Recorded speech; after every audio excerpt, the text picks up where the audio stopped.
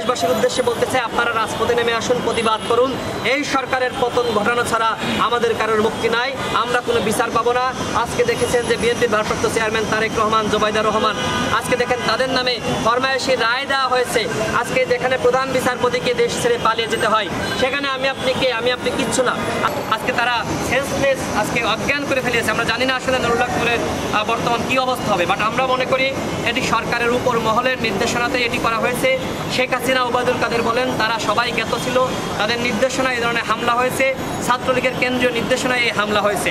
আমরা দেখেছি সেখানে দেখেন আমাদের মিছিলটি খুব বড় ছিল না, অথচ ছাত্রলীগের প্রায় 5 থেকে 700 নেতাকর্মীরা একযোগে নুরুল্লাহর উপর হামলা করেছে। আমরা এই হামলার তীব্র নিন্দা এবং প্রতিবাদ জানাই, এবং যারা এই ধরনের হামলার সাথে জড়িত পুলিশ প্রশাসন তারা যদি মনে করে তাদেরকে গ্রেপ্তার করতে পারে, কিন্তু আমরা জানি না আসলে পুলিশ প্রশাসন তাদেরকে গ্রেপ্তার করবে কিনা। উল্টো আমরা দেখেছি আজকে ডিবি প্রধান বলেছেন যে বিনিয়ামিন মোল্লা নাকি মাদ্রাসার শিক্ষার্থীদেরকে উস্কানিমূলক বিভিন্ন বক্তব্য দিয়েছে, কিন্তু এই ধরনের কোনো বক্তব্য কোথাও দেখি নাই। আমরা ছাত্রনেতা বিনিয়ামিন মোল্লার অনতিবিলম্বে আমরা মুক্তি দাবি করি, এবং একই সাথে আজকে যে ন্যাক্কারজনক ঘটানো হয়েছে, মূলত আমরা যে এক দফার আন্দোলন বাংলাদেশে করছি শেখ হাসিনার পতনের দাবিতে, যেহেতু বিএনপির পরে বাংলাদেশে সবথেকে বড় মিছিল বলেন, বড় সমাবেশ বলেন সেটি কিন্তু গণ অধিকার পরিষদ করে থাকে। সুতরাং গণ অধিকার পরিষদকে আজকে থামিয়ে দেওয়া গেলে আরও অনেককেই থামিয়ে দেওয়া যাবে, যেহেতু বিএনপির উপর একের পর এক হামলা করছে, নির্যাতন করছে, নিপীড়ন করছে। এবং বিএনপি যে অবস্থান কর্মসূচি দিয়েছিল, ওই দিন দেখবেন যে অনেক দল কিন্তু রাস্তায় নামে নাই, কিন্তু গণ অধিকার পরিষদের নেতৃবৃন্দরা জীবন বাজি রেখে নুরুল্লাহর নেতৃত্বে আমরা কিন্তু ধুলাইখারে একটি মিছিল করেছি, এবং আমার নেতৃত্বে আমরা কিন্তু উত্তরে একটি মিছিল করেছি। অর্থাৎ গণ অধিকার পরিষদকে যখন এই সরকার বিরোধী আন্দোলন থেকে কোনোভাবে থামানো যাচ্ছে না, আমরা যখন এক দফার দাবিতে রাজপথে সোচ্চার রয়েছি, তখন এইভাবে আওয়ামী লীগ আমাদেরকে থামিয়ে দেওয়ার জন্য পুলিশ প্রশাসন ছাত্রলীগকে ব্যবহার করে এই মামলা নির্যাতন নিপীড়ন করছে। আমরা মামলা করতে গেলে দেখি যে আমাদেরকে গ্রেপ্তার করা হয়, আমরা জিডি করতে গেলে আমাদের জিডি নেওয়া হয় না। আমরা কিন্তু পল্টন থানায় আমাদের কার্যালয় যে তারা যে অন্যায়ভাবে দখল করে রেখেছে, আমরা কিন্তু পল্টন থানায় আমরা জিডি করেছিলাম, কিন্তু সেই জিডির প্রেক্ষিতে কোনো ব্যবস্থা গ্রহণ করা হয়নি।